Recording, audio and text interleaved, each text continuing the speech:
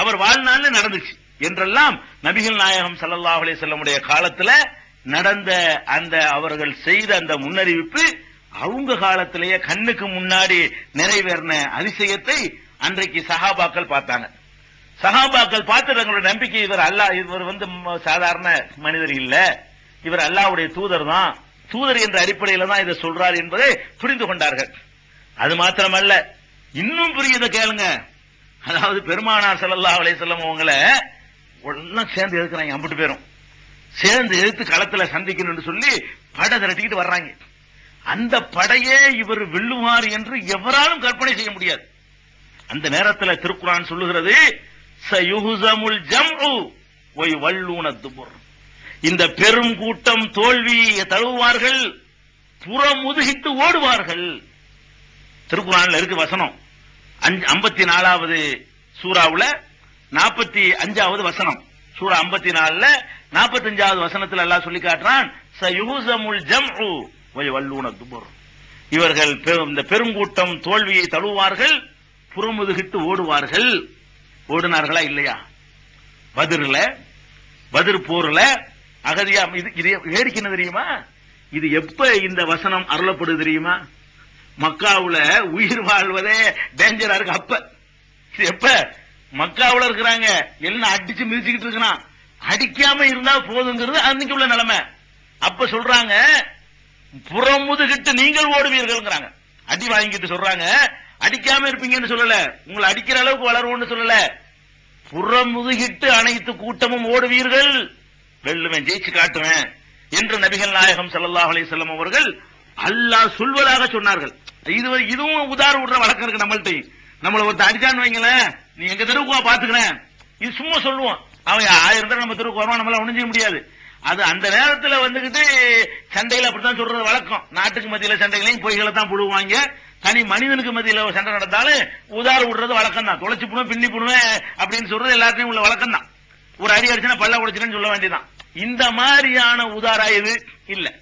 இதை எப்படி அவங்க சொன்னாங்கன்னு கேட்டா, என்னுடைய இறைவன் எனக்கு சொல்கிறான், நான் ஜெயிப்பேன், நீங்க தோப்பீங்க, சண்டையில் தோப்பீங்க, யுத்தம் நடக்கும் உனக்கும் எனக்கும், நீ புறமுதுகிட்டு ஓடுவாய், நான் உன்னை வெற்றி கொள்ளுவேன் என்று சொல்லும் பொழுது விரல் விட்டு எண்ணுகிற சில பேர் அடி வாங்கி கொண்டு, ரத்தம் சிந்திக் கொண்டு, தூக்கு மரத்தை சந்தித்துக் கொண்டு, சுடுமணில் போடப்பட்டுக் கொண்டு, இப்படி இருக்கக்கூடிய மக்களை வைத்துக் கொண்டு சொல்கிறார்கள், நாங்க உங்களை விரட்டி அடிப்போம் என்று இறைவன் சொல்கிறான்.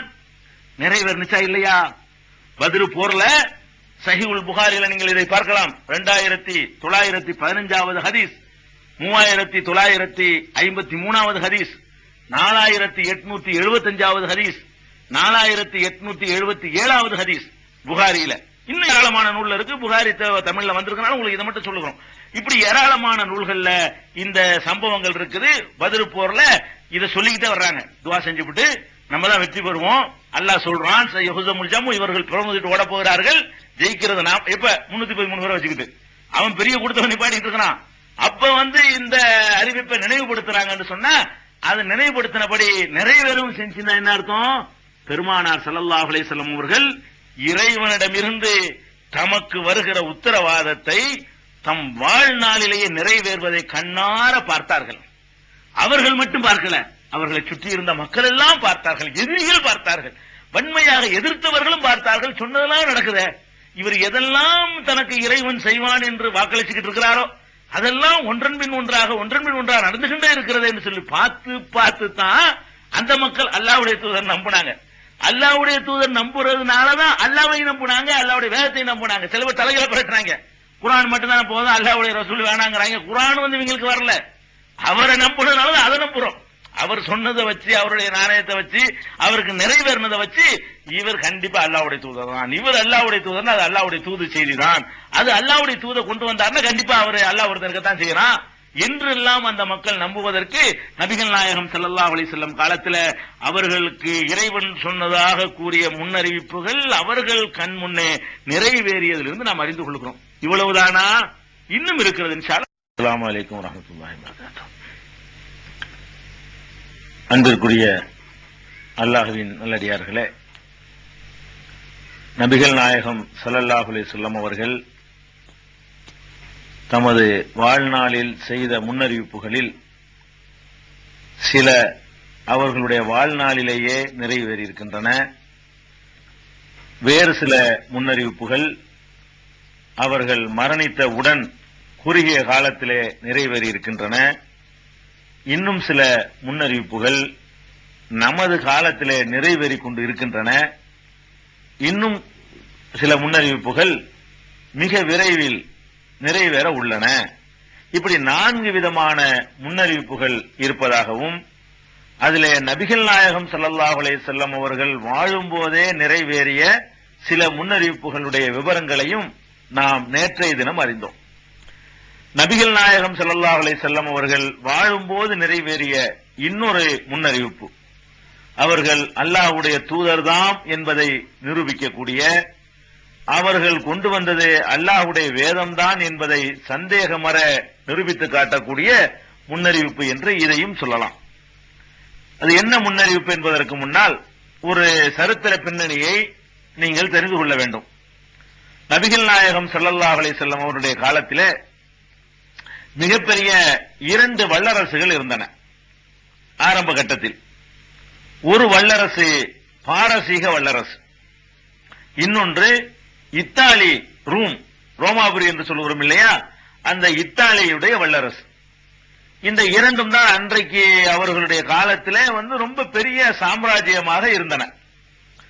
இத்தாலியுடைய வல்லரசு எதுவரைக்கும் வியாபித்திருந்தது என்று சொன்னால் சிரியா வரைக்கும் இத்தாலி கையில் இருந்தது. அன்றைக்கு நபிகள் நாயகம் ஸல்லல்லாஹு அலைஹி வஸல்லம் காலத்தில் சிரியா வரைக்கும் இத்தாலியர்களுடைய ஆட்சி இருந்தது, ரோமுடைய ஆட்சி. அது கிறிஸ்தவ சாம்ராஜ்யம் என்று அதை சொல்லலாம், கிறிஸ்தவ சாம்ராஜ்யத்தினுடைய ஆட்சி. பாரசீகம் என்று சொல்லக்கூடிய அந்த நாட்டில் ஈரானை தலைநகராக கொண்டிருக்கிறோம் இல்லையா, அந்த நாட்டில் அதுவும் ஒரு பெரிய வல்லரசாக இருந்தது. அதுக்குள்ளதான் ஈராக்கெல்லாம் அடங்கியிருந்தது. ஈரானுடைய ஒரு பகுதியாகத்தான் அன்றைக்கு ஈராக்கெல்லாம் இருந்தது. இந்த 2மே ஒரு பெரும் வல்லரசாக, அது பக்கத்துல ஈரான் ஈராக் வரைக்கும் அது ஒரு சாம்ராஜ்யம்.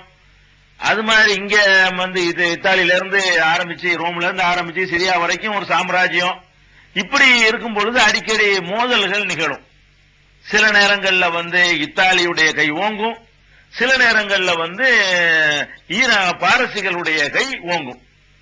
இப்படியான நேரத்தில் நபிகள் நாயகம் ஸல்லல்லாஹு அலைஹி வஸல்லம் அவர்கள் மக்காவில் தம்மை இறை தூதர் என்று பிரச்சாரம் செய்து கொண்டிருக்கும் பொழுது 2 நாட்டுக்கும் ஒரு யுத்தம் நடக்கிறது. அதாவது இத்தாலிக்கும் பாரசீகத்திற்கும் மத்தியில யுத்தம் நடக்கிறது. அதுல பாரசீகம் வெற்றி அடைகிறது. இத்தாலி சாம்ராஜ்யத்தை பாரசீகம் ஜெயிச்சிருது. ஜெயிச்ச உடனே இங்க உள்ள மக்கள் என்ன நினைக்கிறாங்கன்னு கேட்டா, பாரசீகத்தினுடைய வெற்றிய தங்களுடைய வெற்றி என்று நபிகள் நாயகம் ஸல்லல்லாஹு அலைஹி வஸல்லம் காலத்தில் அவர்களுடைய கொள்கையை எதிர்த்தவர்கள் கருதுகிறார்கள். ஏன் கருதுகிறார்கள் என்று சொன்னால், இத்தாலியுடைய ஆட்சியில இருக்கக்கூடிய அந்த அரசாங்கம் கிறிஸ்தவ அரசாங்கம், அதாவது வேதத்தை நம்புகிற மக்களை கொண்ட அரசாங்கம். கடவுள் ஒருத்தன் இருக்கிறான், அவனுக்கு ஒரு வேதம் கொடுப்பான், அந்த வேதம் கடவுள்கிட்ட இருந்து வந்தது என்று அஹ்ல கிதாப் என்று சொல்லக்கூடிய ஒரு சமுதாயத்தை சேர்ந்தவர்கள் இத்தாலியில. ஈரான்ல உள்ளவர்கள் பல தெய்வ நம்பிக்கை, நெருப்பு எல்லாத்தையும் வணங்குவாங்க, பல தெய்வ நம்பிக்கை உள்ளவர்கள். இப்ப மக்காவுல நபிகள் நாயகம் ஸல்லல்லாஹு அலைஹி வஸல்லம் அவர்கள் ஒரு கடவுள் கொள்கையை சொல்றாங்க, கடவுளிடமிருந்து வேதம் வருதுன்னு சொல்றாங்க. இது ஏறக்குறைய இத்தாலியர்கள் சொல்வதற்கு ஒத்ததாக இருக்கிறது. அவர்களை எதிர்த்து இருக்கிறாங்க அபூஜஹில் வகைராக்கள், அவங்க எல்லாத்தையும் கடவுள் என்று அவர்கள் வழிபடுவார்கள். அவங்க கொள்கைக்கு ஒத்ததாக பாரசீகம் இருந்தது அன்றைக்கு. அப்ப நபிகள் நாயகம் ஸல்லல்லாஹு அலைஹி வஸல்லம் அவர்கள் காலத்துல பாரசீகம் ஜெயிச்ச உடனே இவர்களுக்கு பெரிய சந்தோஷம்.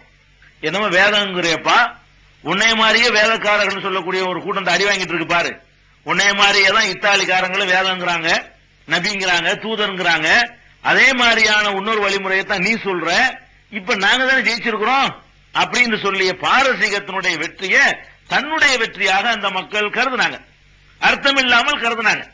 இது ரோமாபுரியுடைய தோல்விக்கும் நபிகள் நாயகம் ஸல்லல்லாஹு அலைஹி வஸல்லம் கொள்கைக்கு சம்பந்தமே இல்லை. ஏன்னா அதையும் சேர்த்தா ரசூல் ஸல்லல்லாஹு அலைஹி வஸல்லம் எதிர்த்தாங்க. ஆனா சம்பந்தம் இல்லாம அவர்கள் இந்த தோல்வியை அவங்களுடைய தோல்வியா நினைச்சாங்க. அப்ப எங்கேயாவது ஒரு சண்டை நினைச்சுன்னா அது நம்முடைய வெற்றி மாதிரி பீத்திக் கொள்வதும், எங்கேயாவது அவங்க தோத்துட்டாங்கன்னு சொன்னா மற்றவங்களுடைய தோல்வி